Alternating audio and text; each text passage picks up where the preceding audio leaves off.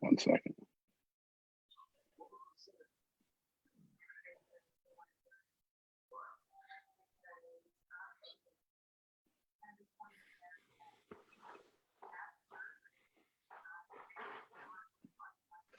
All right, I think we're live here.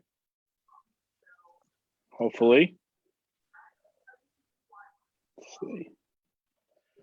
All right, good evening and welcome to Stuck in Traffic. I'm your host, Charles Price, and we're here tonight to give you the inside scoop from some of your favorite autograph collectors and dealers. Stuck in Traffic is brought to you by Autograph City. Autograph City is the fastest growing memorabilia group on Facebook. Today's episode features GMauthentic Autos. GMauthentic Autos has been providing fans with memorabilia for the last 20 years. They have a start date of January 2000. They have over 6,000 positive feedback, and they have 100 percentile ranking. So I'd like everybody to welcome my guests, Matthew Widlitz and Greg Levy. Charlie, what's going on, guys? Hey, Charlie, How you doing? thanks for having us. Yeah, thanks a lot, Charles. I'd like to say thanks for you guys being on the premiere episode. We appreciate it, and Awesome. I hope everybody is in store for a great show tonight. We got some good stories, that's for sure. All right, so let's start out. Matt and Greg, you can take turns. Tell us a little bio. Sure. Tell us a little bit about yourselves, and we'll go from there. Greg, you want to start? Sure. Greg Levy grew up in New York, out on Long Island. Went to University of Michigan undergrad, and now live in South Florida. Met Matt. We went to high school, middle school, high school. Played sports together growing up. We're hockey team, golf team together. That's kind of how we connected. Yeah, definitely. Grew up Saucet, Long Island. Met Greg. I went to school in Binghamton, which is in upstate New York. So I was able to kind of stay around the New York City area. Now I live in New York City, have been ever since, pretty much just doing this. And right now just trying to stay sane through this lockdown, but it's all good. Happy to be here tonight. All right. So why don't you start off in the beginning and tell us how you guys started doing autographs, and we'll go from there. Sure. So, I had collected autographs from a really young age. My uncle actually got me into it. He was a baseball autograph collector and had gone to card shows and collected a lot of really historic pieces, 3,000 strikeout, 500 home run hitter type pieces. And kind of got me turned on to it from an early age. As Matt and I became friends in middle school and high school, we had kind of talked about collecting and kind of, I think I gave him the bug a little bit. And Matt, maybe you want to take it over about some of your early collections. Yeah, you definitely got me started on it. And then I think, kind of embarrassing to admit, but you pointed this out earlier to me, is that I guess I kind of started collecting wrestling autographs. Did that for a while, amassed quite the collection of signed WWF promos. That was pretty much the way I started. Then I slowly got into baseball and then transitioned into other things from there. But yeah, I guess the obsessiveness of the WWF collection of the autographs kind of got me to the next level for autographs early on. Painful as that is to admit. And I think, all right, so I think our earliest kind of like autograph memories in person were really at baseball, right? I think, as Matt mentioned, we definitely started heading into the train on the city. We, whether it was outside of Shea Stadium or in Queens, or then at the Grand Hyatt, where most of the teams would stay. I think my first recollection was taking the train in. I think we stopped off at the Modell's, which was like a block from Grand Hyatt. Just grabbed 3 baseballs and kind of hung out there. I think the Braves were in town. Yeah, we knew literally next to nothing. What? We knew literally next to nothing. But that day we got Maddox, Glavine, and John Rocker all in it was a couple hours. It was like our first hit, and I think we were kind of hooked ever since. I think after that we pretty much went for every team in the league and collected the entire team's autograph as best we could. I mean, we definitely had some interesting nights at the Hyatt. Mm-hmm. But yeah, that's how it started. And then I think we met an older collector, if I'm not wrong, at the hotel one day and kind of told us about, hey, there's a show called the David Letterman Show where you guys might want to meet some celebrities. They sign there. We saw pictures of, I remember one picture in my mind of Jim Carrey against that brick wall where when you were allowed to wait on the other side of the street at Letterman. And I'm like, wow, you can go to Letterman and just stand there and get Jim Carrey's autograph? Like, that sounds cool. So we did that. And then I think Letterman was probably our first, entrance into celebrities, I would say. So good memories there. And then we, slowly started just standing around hotels that we heard celebrities stayed at, having literally no clue where anybody would be coming in or out. But we put in our time, and we did meet some cool people doing that. But time efficiency, I don't know if it was the best, but we start somewhere. Of course. Yeah. So at that point, you guys were just going in, collecting them as a fan, and you were individuals, but you were just hanging out together. Yeah, we would have our own baseball, signed base, a lot of overlaps, but yeah, we didn't have any sort of, combined collection or intent to sell at that point, I would say. So when you came together as one, as like a team, as we know you, if everyone doesn't realize, GMauthentic Autos stands for Greg and Matt. So right, that is true. So when was it that you guys kind of decided to like join forces and be like, I can make some money, pay some bills off this? Well, I think we had a little bit of a conflict originally about the whole idea of selling our autographs or branching out into selling stuff on eBay. Greg, you probably have a better memory of that than I do, but I definitely remember a little bit of tension there originally. Yeah, so it was definitely an early stage, and in our collection, we definitely did have that conflict in terms of, I think my position on it was probably, this is part of a collection. I think I grew up as a collector and kind of. You were very much against it morally, I think. Yeah, kind of wholesome in that view. And then I think we started, putting a few things online. We get an extra or whatever. And yeah. Really at the time was, for me, us covering our costs of whatever our supplies were, train tickets, food, taxis, whatever. Yeah. And I think it kind of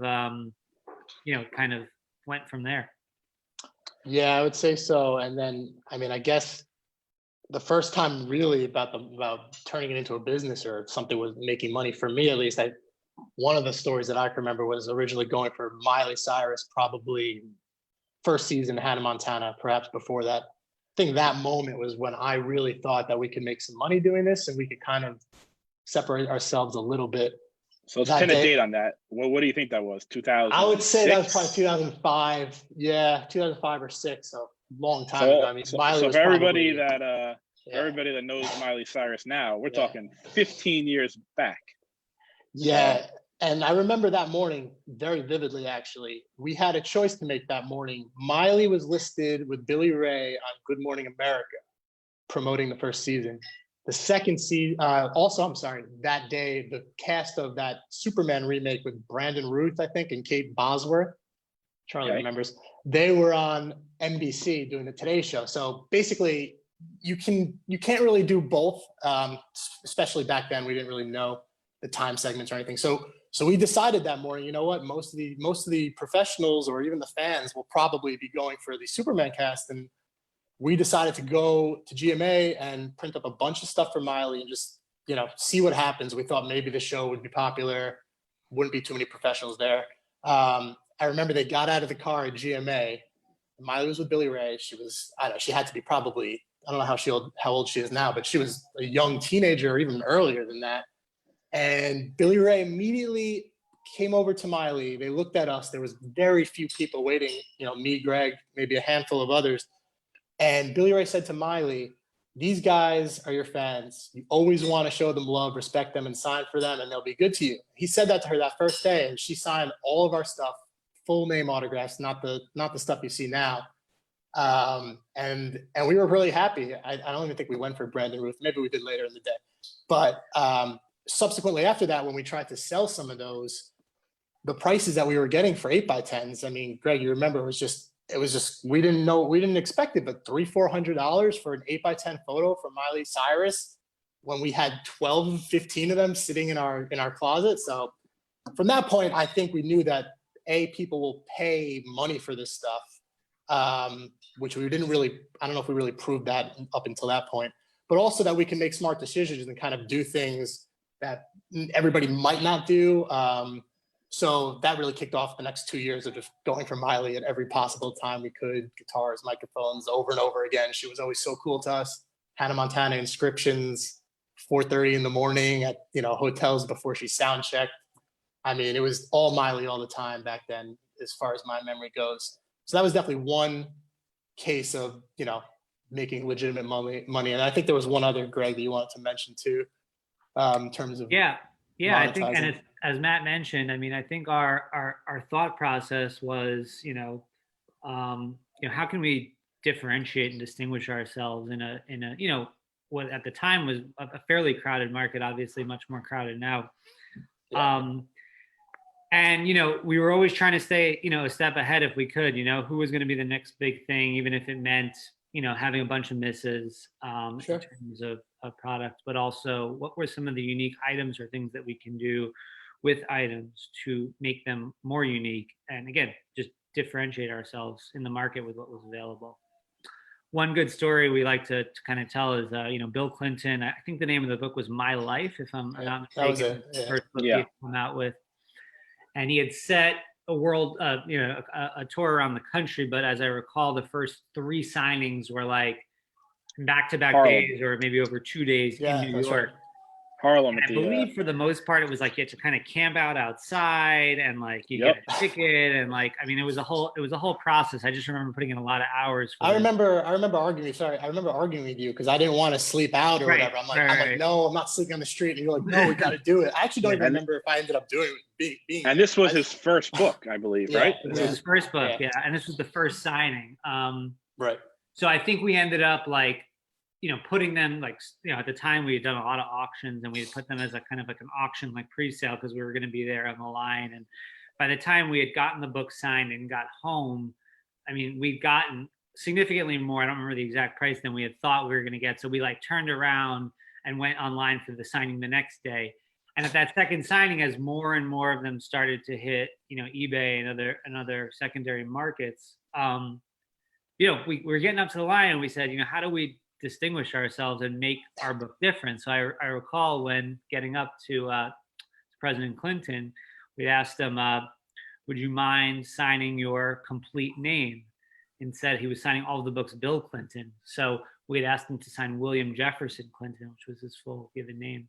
He did, and we were the first book to hit eBay with the full signature, which I think almost tripled the value. I was gonna say, do you remember what it sold for? I don't, but I wanted to say something like about 1,500 or 1,600. Sure, I'm sure we undervalued it at the time. I'm sure, yeah.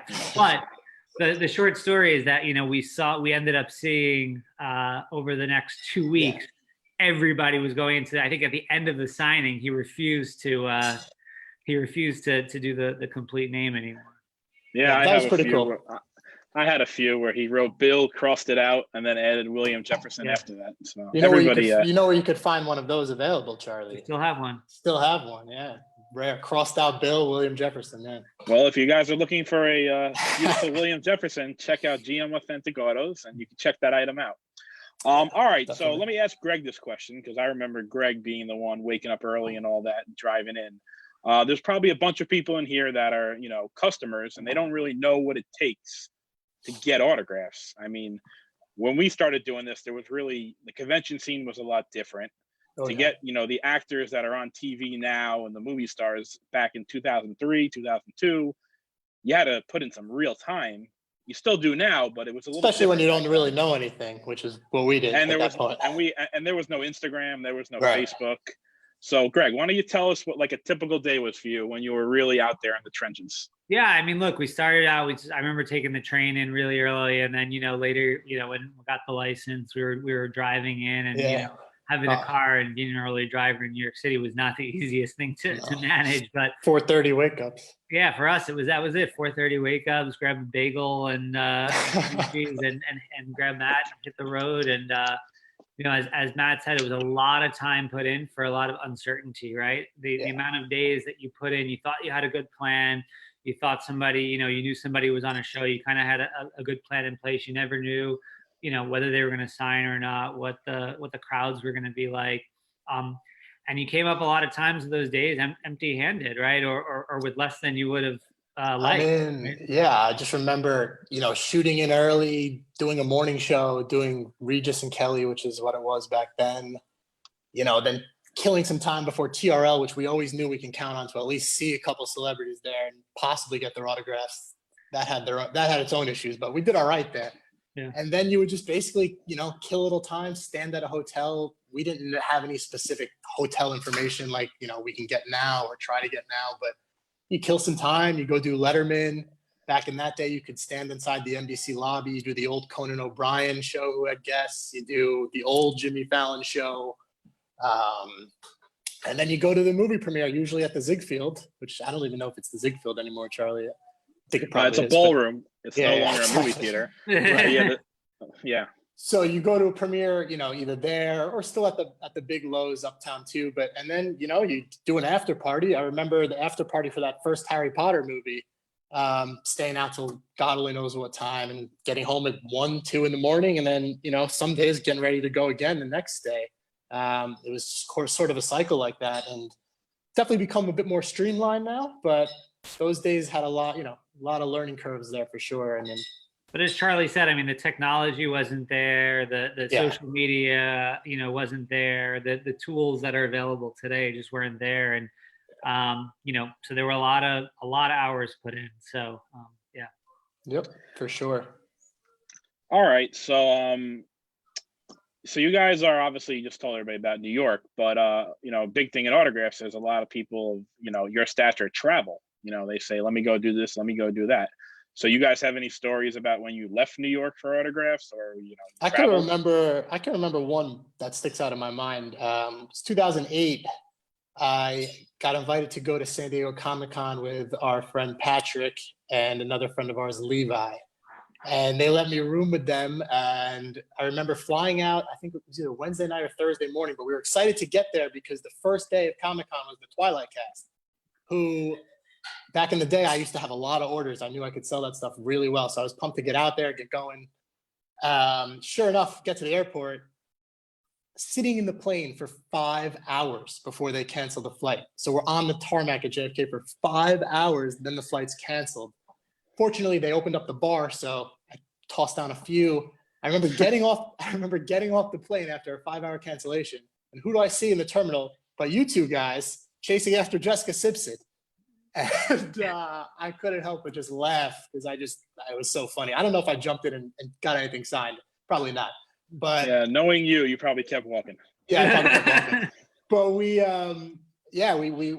ended up missing that first day of Comic-Con, which was unfortunate. But that's to me, that's the funniest part of the story. Patrick will probably say something else that was the funniest part of the story. But we had a good time out there. We got a ton of things signed. I remember just really enjoying the Comic-Con. And then after that, we did a couple other travels, went to Toronto one year. Greg and I did a couple Super Bowls, if you want to talk about one of those. It's fun to travel, but, in New York City, you can get a lot of stuff done too. And the traveling obviously has its own issues, in another city. Yeah, the Super Bowl, I think that was 2007 in Detroit. I think it was nightmare. 06. Was it 06? It was 06. Seahawks and Steelers. Maybe? Yeah. Yep. And Matt came out. He drove out. I was living in the Detroit area at the time. I drove from Binghamton. Yeah. He drove. It was a long 10 drive. hours. Look, it was a very, very cold week. It was very, very cold. So I was there. It was cold. Painfully cold. But I do remember one good story from that is, the nice thing about the Super Bowl is there's just so many people around. So you're always running into people, and particularly if you're out getting autographs. And in the convention center, I do remember one moment where Eli and Peyton were walking like right behind each other, and it was literally like, here, Eli, here, sign the football. And literally remember that, yeah. And pass it over to Peyton, and he signed. It was like the easiest Manning duel complete we've ever gotten in our life. Probably could in less than 2 minutes. Yeah. So that was the highlight. That was the highlight of that Super Bowl. The rest of it, I just remember snowstorms and freezing. Yeah, it definitely snowed. And getting a speeding ticket driving there. But. Yeah, well, tickets are always fun in autographs, right? Oh, yeah. Yeah. I had a fair share of those. All right, so let me go a little specific here. I know a lot of people out there collecting autographs now, and he's probably one of the most desired names. Sean Connery is an autograph that GMauthentic Autos has had a lot of success with in the last 20 years. Probably not recently in the last few years, but no, definitely not the last few. Probably not even the last. I'll let Matt tell you some good stories about Sean Connery. Yeah. So with Sean Connery, we kind of missed his movie career. So we would always count on every year he had a charity event that he did called the Dress to Kilt event. It was like a big Scottish charity. I'm not really sure the ins and out of it, but every year he came to New York for that.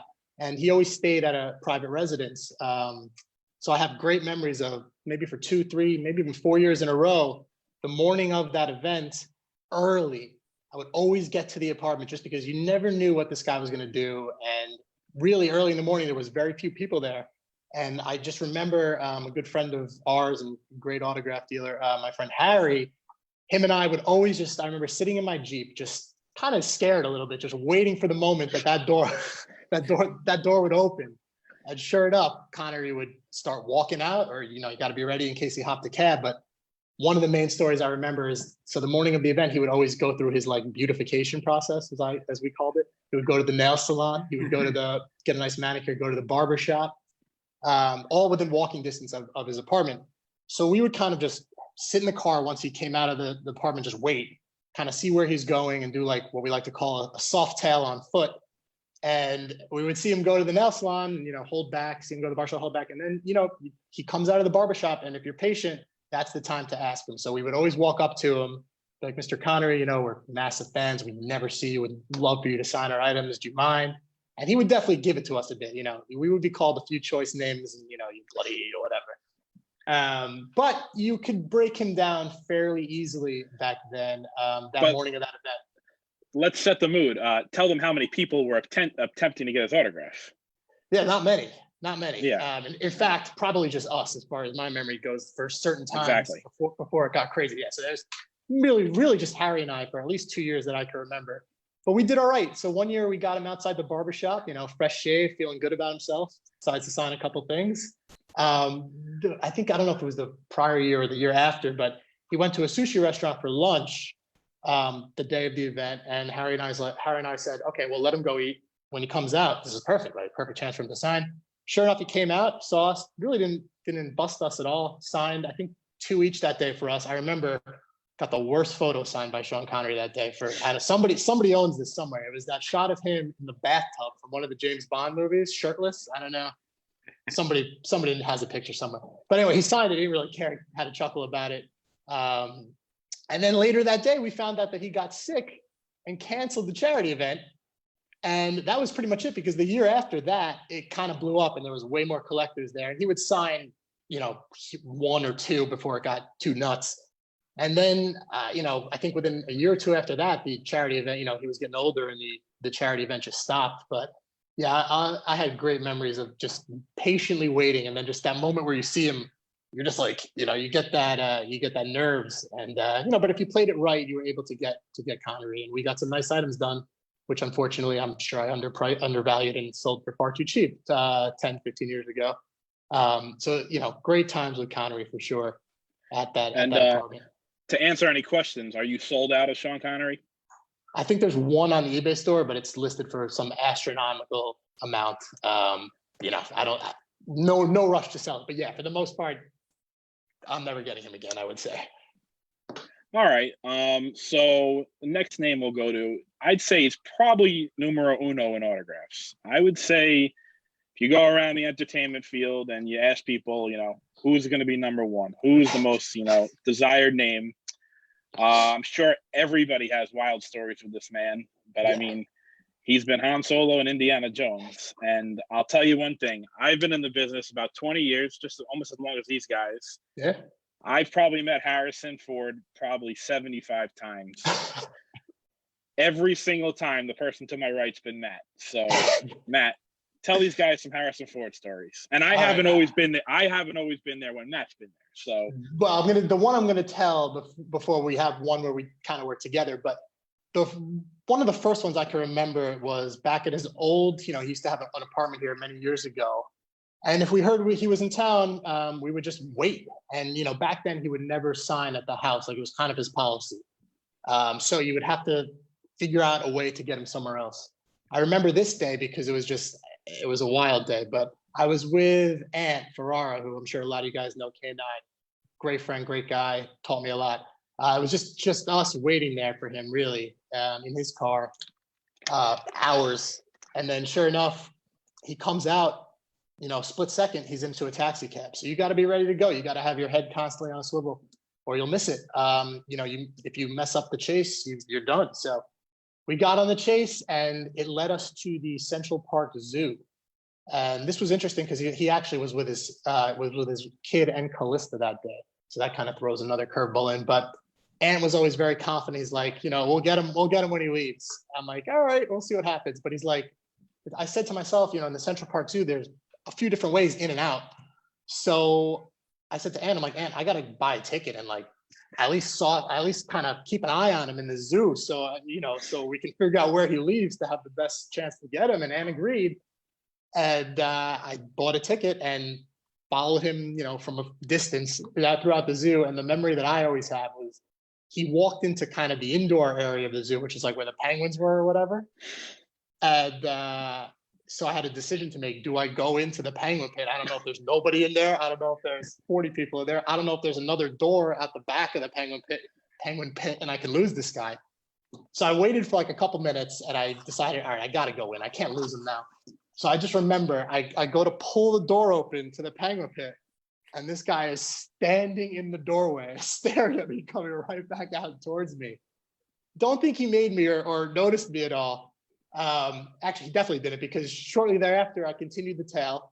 I'm on the phone with Ant, telling him, I think he's going to leave this way. I think he's going to leave that way. And it's like, yeah, there's a car over here now. So sure enough, he exited the zoo. I kind of ran ahead of him, grabbed something from Ant or whatever. And he did, I think, like 2 each for us that day. And that was the first real cool story that I can remember with him. I was so nervous that day. I mean, I was just terrified. I didn't know what was going to happen. And the great thing about Harrison is he probably didn't even question why you were at the zoo. Oh yeah, it was totally oblivious to it all. Had no clue. He's just so assumes it, Yeah, okay, yeah. They're outside the zoo with photos of me. That's why we love them. Right. That is definitely why. Let me share a story briefly, and Matt will go into details. Just to show you guys how important Harrison Ford is in autographs. I mean, the reason why he's so important, obviously, to us is because he's extremely valuable, and we have lots of orders and whatnot. Yeah, people want him. So, Harrison doesn't put too many movies out anymore. So generally, over the last decade, when we've gotten him, it's been random. We just, we know people. Matt knows people, so we just get some intel. And generally, when you hear Harrison's around, you kind of drop what you're doing. So probably about 2 years ago, I'm at home, and luckily I'm pretty good friends with GMauthentic Autos, and Matt shot me a call and said, Harrison's going to be at this restaurant at this time. I mean, my daily out of nowhere. My daily routine, I'm shipping orders, I'm doing work on the computer, I'm not out there often. So, he tells me Harrison's going somewhere. I got about 90 minutes. Generally what we do is we don't bother these people till after their meal. So I had some time. So I drop what I'm doing. I'm a few stops away from Manhattan. I hopped on the train. We went to a restaurant. There was about 6 of us there. Yeah. And Harrison came out, and he's usually pretty cool with us. And to explain what we do at Harrison is he comes to New York, and once we get him once, we try to stay on him and get him in the right situations as many times as we can. So Matt will take over from here. What happened after he left the restaurant? Yeah, so he left the restaurant, which was, if you know New York City, it's way downtown, I would say. So he signed for us. Great, with him, you're getting 1 each for the most part. So we got him, and then we followed his car, me and Charlie. And sure enough, we get to about I would say Park Avenue in the 20s, and just really just random traffic, kind of out of place traffic. And, sometimes in the city, if you don't make a turn and the light changes, other cars are going to go. So that's kind of what happened here. And we were running the risk of losing him. And just to put it in perspective, if we lose him, it's over. We have no idea where he's staying, no idea where he's going. Nobody, he's not in town for any specific reason. So we don't know anything. So I said to Charlie, I'm like, Charlie, we're going to lose him here. Like, we need to do something. So I thought to myself, all right, Charlie, hop into the driver's seat. I'm darting out of this car. I'm finding the nearest city bike, which is a bike share thing in New York City. There's just various bikes and a couple blocks apart from each other. So I did that. Charlie hopped into the driver's seat and I hopped onto a city bike and basically caught up to the car. And then I saw what was causing all the traffic, which was a buildup of a tunnel, which is on Park Avenue. There's a tunnel that pretty much goes from like 30th Street underneath Grand Central Station and comes out the other side. So it's like a 15-block tunnel bypass. And we get there and Harrison's car is entering the tunnel and it's just dead stop. And I think I'm on the phone with Charlie. I'm like, Charlie, we're just dead stopped in this tunnel here. And I said to myself and to Charlie, I'm like, this guy is definitely getting out of the car. There is no way he's going to stay in this car and watch this traffic build and go nowhere.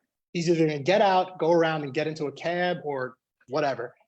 Within 30 seconds of me saying that, he hops out of the car. And I don't know, some of you guys may have seen it, but what happened after that was Harrison. Here, I'll show them. We'll okay. Before we'll we'll roll the clip. So this is, luckily, Matt was on, a bike and able to get to his phone. Yeah, I shot this on my phone. I will show you guys 1 minute here. 1 second. Greg disappeared. Yeah, he'll be back. All right, guys. So there's not going to be any audio because we're first learning Zoom here, but you could watch this clip later as well. But this is basically what Matt ran into. And by the way, Matt is the one who filmed this.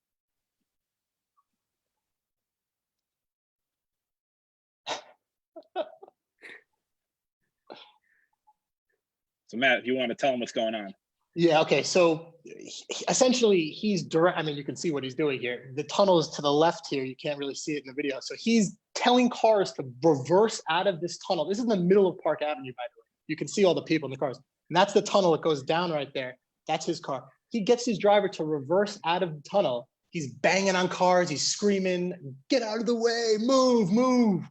And when you watch the clip, you can hear the audio. It's hilarious. And yeah, I shot that clip and it was pretty unique for sure. But the rest of the story after that, which was kind of mind blowing, I didn't, you didn't know about the video until we got to the next spot, but I continued to chase. And this is where it gets just hilarious, is that it was another 50, 60 blocks on the bike through the bypass by Grand Central all the way up Park Avenue. I am dying to keep up with this guy on the bike, but somehow I do. And as we're getting uptown, I said to myself, I'm like, he could go anywhere right now and we're in the clear. Nobody will really know. But there is one spot that there's probably another 50 autograph dealers at, because the Who was in town and they had a show that night. And I'm like, what are the odds? If he goes to that one hotel, it's going to be pretty crazy. And, the way it ended up turning out was, sure enough, he rolls up right to that spot. 40 people there, me dying on a bike at first. People were like, what's good? Like, why are you here? Why are you drenching in sweat? And I could barely breathe. And then before I could even speak, his car pulled up and he got out and, needless to say, got bombarded, but kind of ran straight in. But sure enough, on the way out, he signed pretty much for him. He signed a ton. You were there. I mean, he signed whatever anybody could pull out. I mean, again, nobody knew he was coming. So, blanks or a baseball, or, we had stuff, but aside from that, nobody really just to did. Put it in perspective, if you've been to New York, I mean, this man was in New York unknown, and there was one hotel out of all the hotels, out of all the streets of Manhattan. He decided that he had to do an interview there for about 30 minutes at that time. It's just unbelievable. But it worked out for everybody. So it did. It worked out. It actually did work. And he actually was pretty good. That he signed a few times that little trip in. And but yeah, it was just based the traffic video, and then the fact that he went there, it was just wild. And that was another pretty cool Harry Ford story. All right. So any other stories about any individual specifically you guys want to share? Yeah, I mean, another one where, again, I look like not the smartest person, but I was young. I was a fan of the band Oasis, and I would go for them if they were in New York. And they were doing one of the shows at NBC. I'm not sure if it was like SNL or Fallon or Conan or whatever it was. So you would just wait in the lobby and kind of just, if they sound checked or if they walked around, you can kind of catch up with them, Nobody really booted you out back then. So I saw what I thought was Liam walk out of the elevator there. Followed him around NBC for a little bit. Finally got to a spot where I could have asked him to sign. Called him, Liam, big fan, you mind signing? That's when Noel responded to me, clearly not a big enough fan to know my name, and signed my drum head. My name is Noel, just giant letters across the drum head, which I actually thought was pretty cool in retrospect, and subsequently still sold it. But that was a funny story. I mean, there's dozens like that, but that one always sticks out of my mind because I actually was a fan, but I just got flustered and, messed up, which happens. I see. Yeah. All right. So one thing I think the last few years a lot of people know you guys for is if they have a poster from the Avengers and they need to add, Chadwick Boseman or Robert Downey Jr., or they got, any item that they want to add people to, or they just want to get an autograph, I'd say you're the go-to guys in New York right now, and you have been. So why don't you tell me how that all works, and how does someone do that? Yeah, so consignments, I mean, clearly not happening for the foreseeable future, which is unfortunate, but there will be a time again where it happens. Yeah, I like to get items signed for people, where it means something to them, or, where I kind of have like a reason to keep going for these celebrities and be like, hey, here's another one, I can talk to them. But we really just kind of keep our customers posted as best we can with who we think is going to be here. But also beyond that, if there's something they really want, most of my customers trust me to keep everything safe. And we'll just hold on to stuff because, again, as in dozens of times, in New York City, you just don't know who you're going to see, when you're going to see them. So you want to have the product on hand as best you can. Obviously, it's difficult because people want to hold on to their items. So it's a balance. People send them or I just hold on to them. And, when somebody's around, we do our best to get them. We do our best to keep items in great shape. We try and charge prices that we think are fair given the time and the, sort of the value or the size of these items that we're getting sent. I mean, my house is full of stuff from great people and you just never know what you're going to get. So yeah, hopefully in the not so distant future, we'll be able to kind of make an announcement. People are coming back into New York City. We're going to ratchet up the consignments again.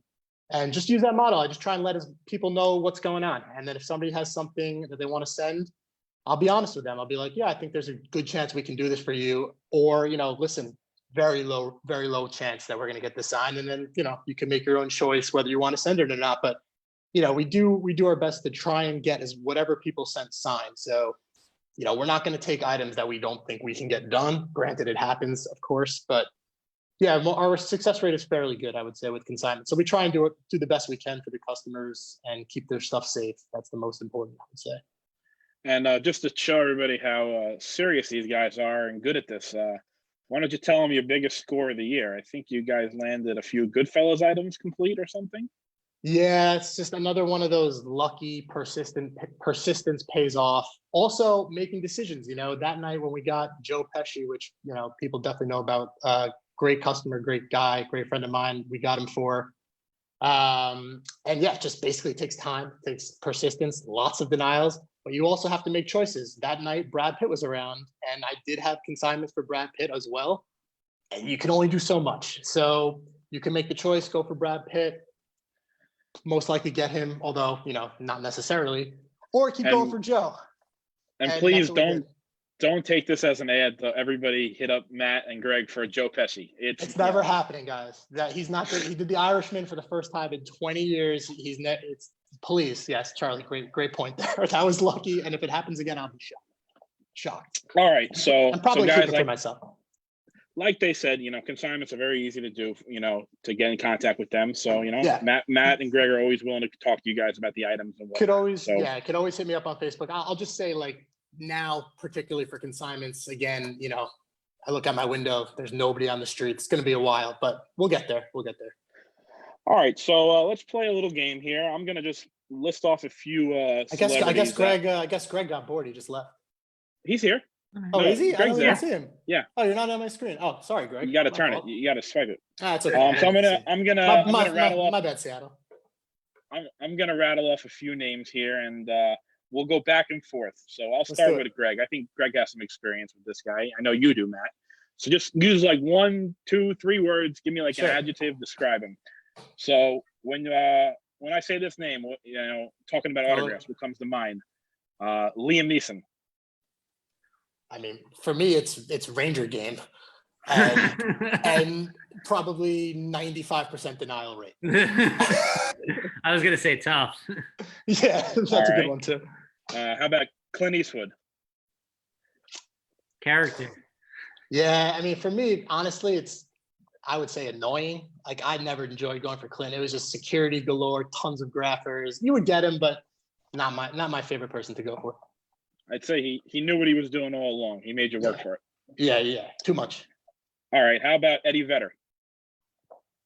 I would say always pretty decent for the most part. Nice guy. You've gotten him a ton of times. Yeah, big fan. Greg? All right. This one Greg could answer. Samuel L. Jackson. He's like Clint. He makes you work for it. You never know what you're gonna get with that guy. I mean, when we started, I feel like he was one of the toughest. Yeah. When we started, he was one of the toughest, and then he got easier, and then kind of. Greg, you got the photo with him, right? Back in the day. Yeah. And he was another one like Connery that would always give you a piece of his mind, Charlie, as you well know. Before he would sign for you, he'd kind of let you know what he thinks of you. Yes. All right, and this one I'm going to leave for Greg because I know Greg has some real good experience with this man. No matter what you guys feel about him, he was a celebrity prior. Donald Trump.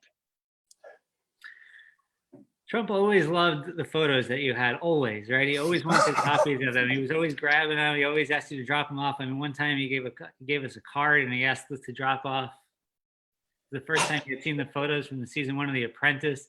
And he asked to drop off a package at his office of all the photos and another package that he would sign. So yeah, he was always. You went there that day. Yeah. He went to the old Trump Tower with the business card, and he was a man of his word in that case, I guess. Yeah. So who would have thought you were delivering photos to the president? Yeah. All right, so now we're gonna just do this 3-part question here. You could both answer it, or one of you can answer each part, however you want to do it. So we all know now the motive for autographs for you guys is, to make money and whatnot. But has there been one autograph that you came across getting that you're like, damn, I like this guy, or I'm not selling this, or Greg wants to sell it and Matt doesn't, or vice versa? I'll let Greg take that one. Yeah, so if I can actually turn around here on my bookshelf, I got. Oh, this kills me. The Sopranos Family Cookbook, signed by the entire cast here.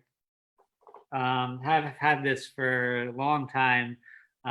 This is personal to me. As I told you at the very beginning, I was always a collector at heart first. And, there are definitely things that kind of are sentimental to me. And this was, my grandparents are Italian, and they were actually filming in their neighborhood. So I actually was able to get most of this done in one day locally when they were on set.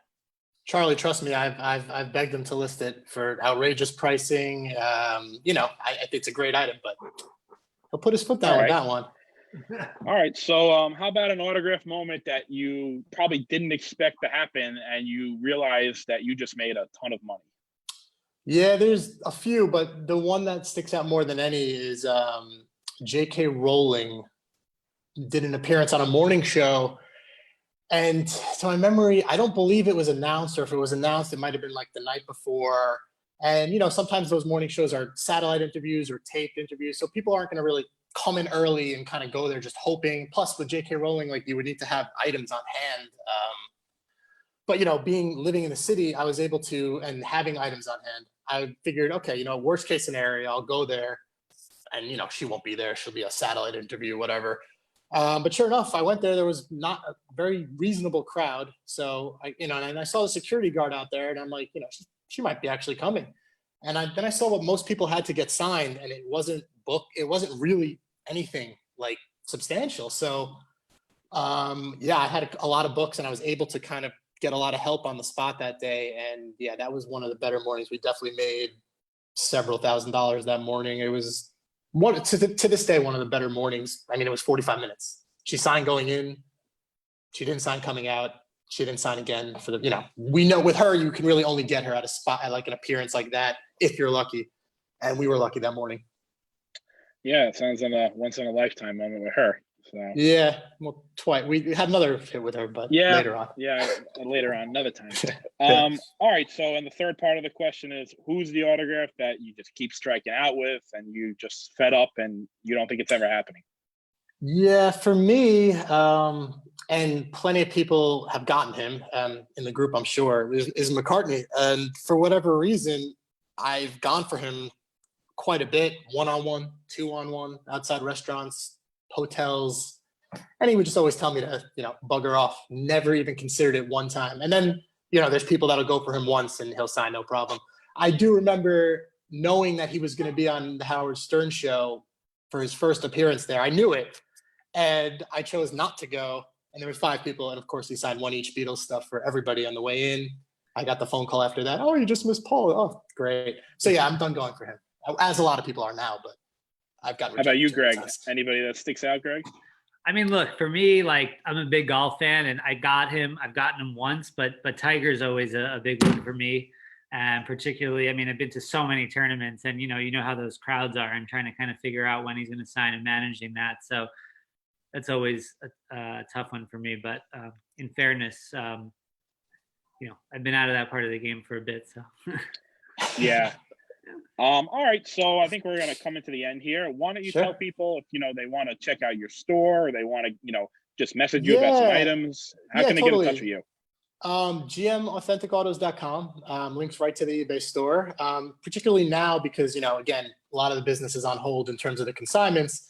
So yeah, if you take a look at the store, anybody who's watching this right now, just message me on Facebook, I would say is the best bet. And we're basically going to offer, a substantial percentage off any item that you see that you like.